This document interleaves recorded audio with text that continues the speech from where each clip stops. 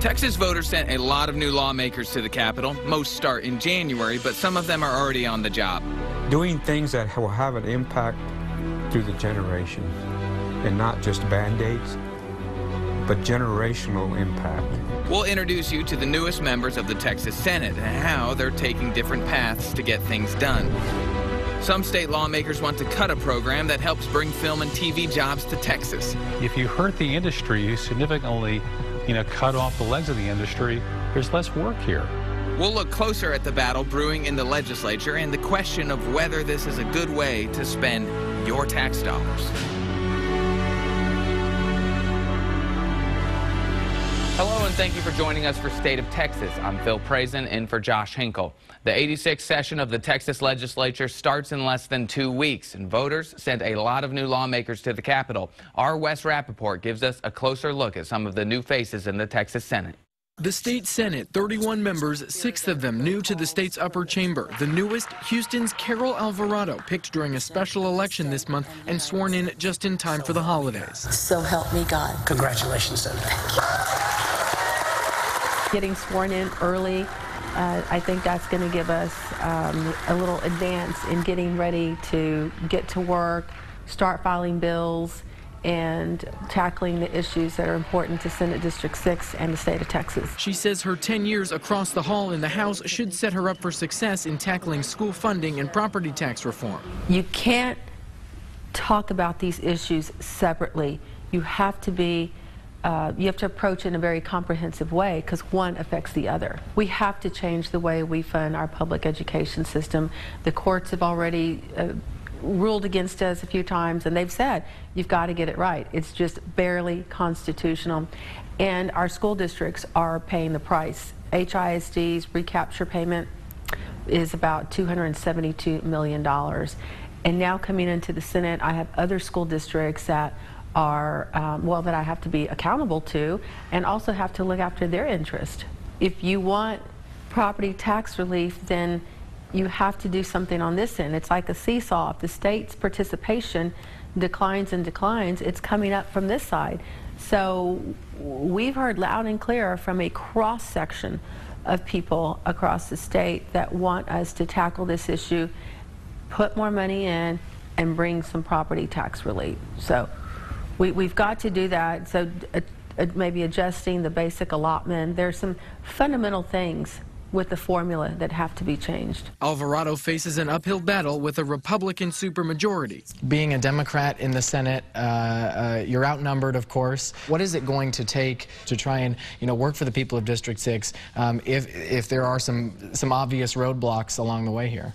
Well, I think I've developed a pretty good track record of working across the aisle. I'm optimistic about the members coming in. We have more than you've had in previous sessions, almost 6 if you count Senator Flores. With the leadership of the governor, our lieutenant governor, and the incoming speaker, let's get some things done. The first of the new senators is already working. Pete Flores was elected this year in a September special election. He's the first Hispanic Republican in the Texas Senate and the first Republican to represent Senate District 19 in over a century. We going to see any surprises in the next 6 months? We just never know what comes up. As long as we stay focused on the core items and get the meat and potatoes done and not get swayed off of those issues, we're going to be okay. Those meat and potatoes issues for Flores, like transportation, public safety, and education, starts with reforming the property tax system. No matter what side of the aisle you're on, that it's incumbent upon us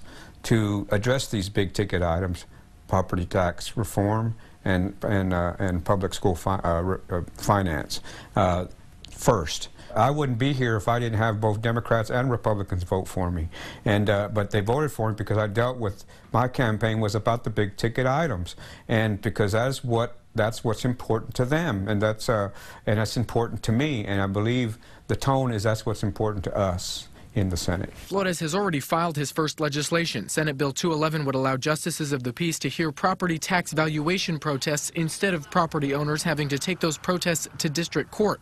The retired game warden colonel and the longtime legislator continuing their public service in a new way. Doing things that will have an impact through the generations and not just Band-Aids, but generational impact. When we benefit, Texas benefits, America benefits.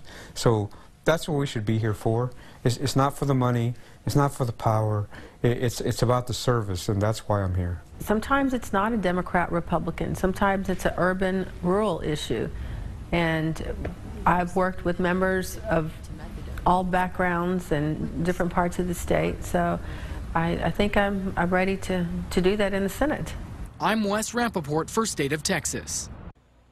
Democrats gained a seat in the Texas Senate, but that did not do much to change the balance of power there. Democrats hold 12 seats next session. Republicans will have 19.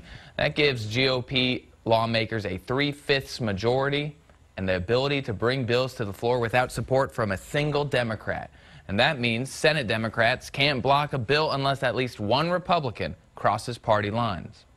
Alvarado's victory in the Senate special election leaves an open seat in the Texas House, and it's not the only one.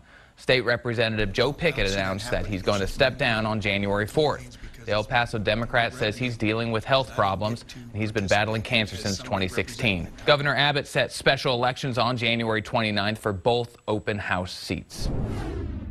Most of the new lawmakers heading to the Capitol say voters gave them a clear marching order.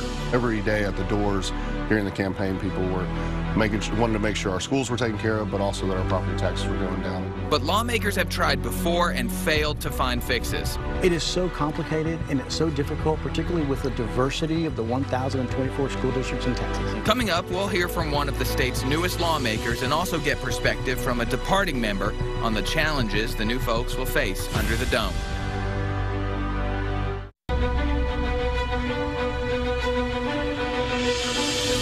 We've been introducing you to some of the new people who will be working for you in the Texas legislature, and one of them is John Busey III, a Democrat who won House District 136 in Williamson County. Congratulations on the win. Thank you. I appreciate it. So what have you been doing since the election up until now? Well, starting the very next day, I told our staff to fill our schedule up, so it's been nonstop meetings, meeting with other elected officials, primarily like city leaders, county leaders in my area. The best meetings have been spending time with our superintendents and school board presidents, really focusing on education priorities. Do you think that's going to be your #1 issue going forward? What are some of the things that Williamson County cares about?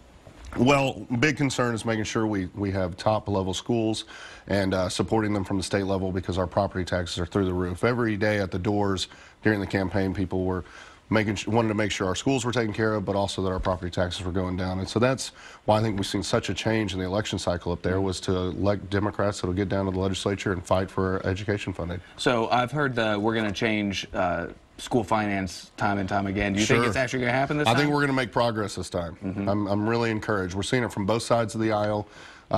These meetings I've been having since we getting elected with the incoming freshmen from Republican and Democratic background, also with the members that are there, there's a lot of energy to make progress on education finance reform. So you flipped a longtime Republican seat by beating Representative Tony Dale. How'd you do it?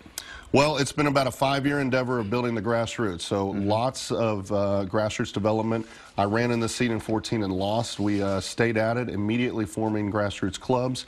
I then served as county party chair, where we took our precinct chairs from 40% filled to over 80% filled, one of the highest in the state. And so that's been a long, committed journey that we've had. We've also seen rapid population growth in the area, which has grown in our favor. And then with what's going on at the national level, people standing up for this president is not working out for them, and they need to stand up against him, not stand with him, and that's what we've seen with our elected leaders, and so the voters are speaking up. We had Representative-elect Talarico on earlier. He talked about how he talked to Cynthia Flores, he talked to former Rep Larry Gonzalez to make sure the transition has been smooth. Have you done any of that? Have you talked to Dale about? Dale sent me a very nice message on election night. He then, in his concession speech, was very gracious and supportive. We saw each other at an event at the Capitol a few days ago, and so we've had some interaction, and it's been positive. So you guys are going to have a whole new crew of Central Texas representatives, a lot of them more Democrat. What are some kind of goals that Central Texas needs to be paying attention to? Well, of course, education funding, that helps all of us. You see Austin ISD struggling the most with recapture. Round Rock ISD is in recapture. Leander ISD, which I represent two of those, is moving into recapture. So that's a major issue for our area. Infrastructure and traffic, trying to help Celia. She's been a fighter for our, Representative Celia Israel, for our infrastructure needs, and you know, bringing in some support for her, because these aren't Austin issues, these are Central Texas issues when it comes to traffic and infrastructure, and we got to work together to solve these problems. And it looks like Dennis Bonin is likely going to be the speaker. Have you met with him, and then two, what's your first impression? Sure. of him? Well, kind of bigger picture on Dennis Bonin. Going into it, I had not committed to support him. I didn't early on. Some of his history of bills and votes concerns me, but I will say he is going to be the next speaker, so what I'm trying to do is make sure we've got a good working relationship. I met with him multiple times, including a one-on-one, and I'm very encouraged of his commitment to education finance reform. It's not just what he's telling you guys in the press, it's what he's talking about behind the scenes, and so there seems to be a strong commitment to making sure we get something done. And I've been encouraged also by the time he's taking to meet with all of the freshman Democrats. He's been very respectful of getting to know us, so I'm encouraged. So you could see yourself voting for him, and do you think a lot of Democrats will do that? I think come the day that will happen, yes. You know, we had looked at other options. I was committed to being with the Democratic caucus and being a bloc, and I still am. At this point, he's the only candidate running. We follow a lot of lawmakers on Twitter. We follow you as well. Sure, And we saw this picture of you with Representative Jonathan Stickland. Yeah. I think we're going to, if you look, well, you know what it looks like. What's the story behind this? Because you probably don't get along with Jonathan Stickland on most issues. Well, and this was actually the only time we've met. We were at an event at the Capitol, kind of a holiday gathering of members and family, and he asked to take a selfie. You know, we both have beards. We're bigger guys, and so there's some comparisons being made in look. But I'll tell you, in policy, we're going to be bookends. We're going to be on opposite sides. But I want to get down to the Capitol and respect everybody and take the time to hear everyone's thoughts and try to make sure that we're working for the people of Texas. So, you know, it's one of the 150 members that I hope to have a dialogue with. Thanks for coming by. Congrats on the win. Thank you so much for having me. I appreciate it. You heard it from all the new lawmakers we've interviewed. It's time for action on school finance and property taxes, but it won't be easy. We love the diversity of Texas and how great it is for our state. From a decision-making standpoint, it can complicate things because different people need different answers. We'll get some insight from a guy who's been there before about the challenges ahead for the state's new lawmakers and why this session could be different. It's a multi-million-dollar program the state uses to help attract TV and film jobs. But some lawmakers say that's not a good way to use your tax dollars. See who's leading and fighting plans to get rid of the program.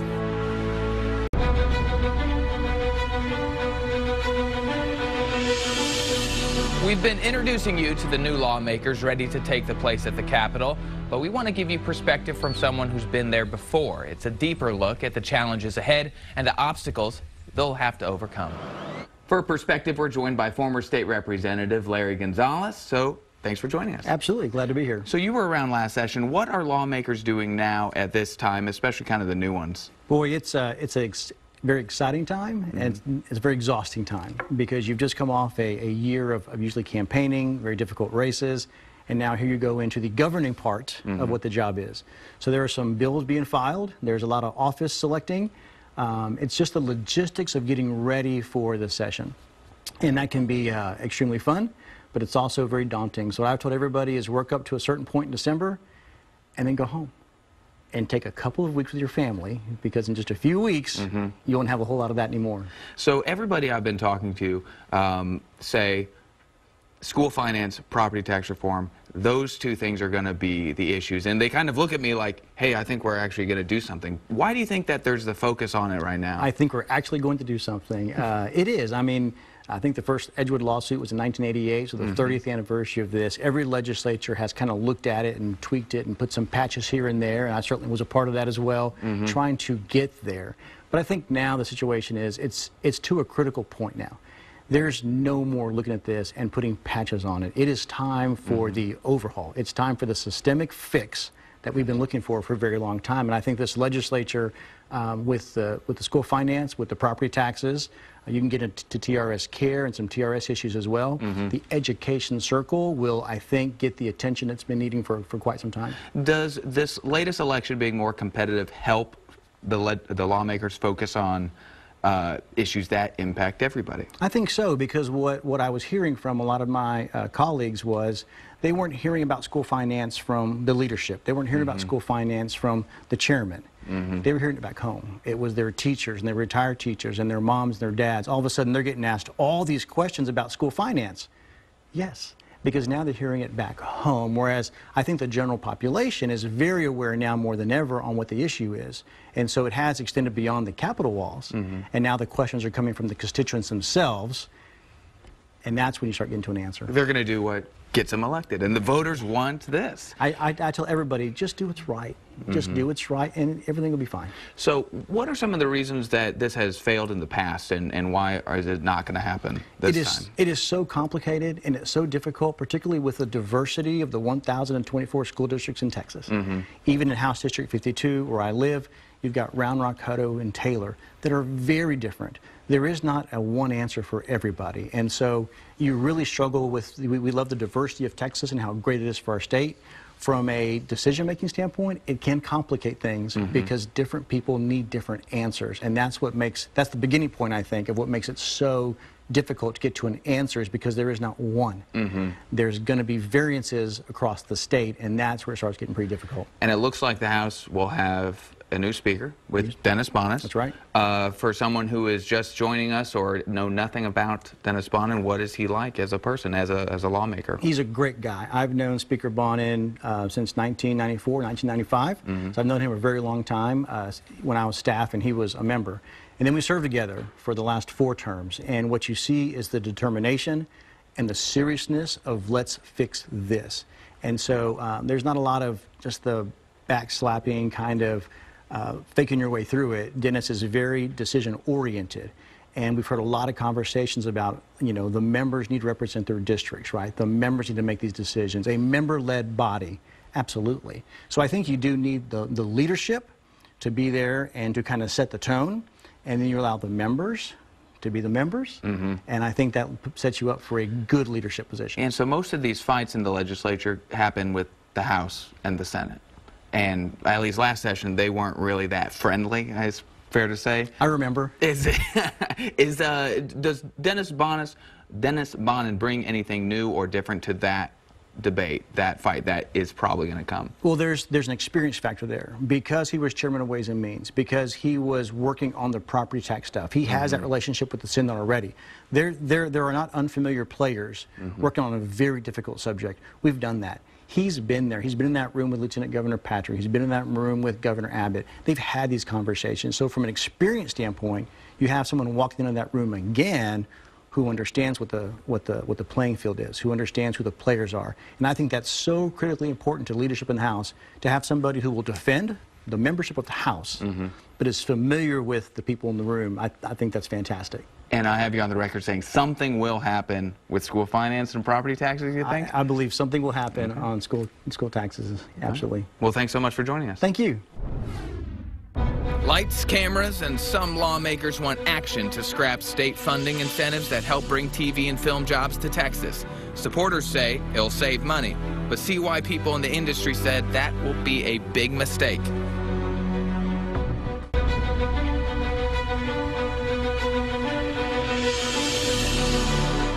As lawmakers prepare to return to the Capitol, some members are renewing efforts to end financial incentive programs that help attract film and TV jobs to Texas.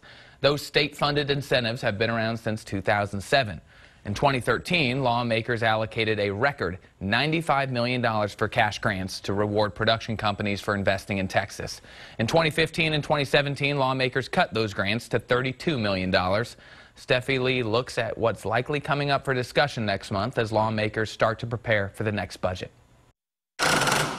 Corey Green is building a set for a future project. There's nothing more satisfying than building something for someone and having them look at it like a child on Christmas. Inside Powerhouse Animation, artists are hard at work. We're going to expand from probably 85 to 125 animators in the next year. The animation company is responsible for this popular Netflix series. Without the incentive program, we probably wouldn't have gotten the Castlevania series that we've worked on, and that series is what catapulted our growth. Texas's current investment into the moving image industry incentive program, $32 million over 2 years. So it starts with the production, but then we see it in the small businesses, we see it in the crews that are here, in the locations, and everything sort of gets a piece of that income that's coming into the towns. Mindy Raymond is with the Texas Motion Picture Alliance and is also president of New Republic Studios. We don't quite get as many productions as we would like and as many as we could have. Last session, Representative Matt Shaheen filed a bill to end the program, saying new jobs formed in Texas are often temporary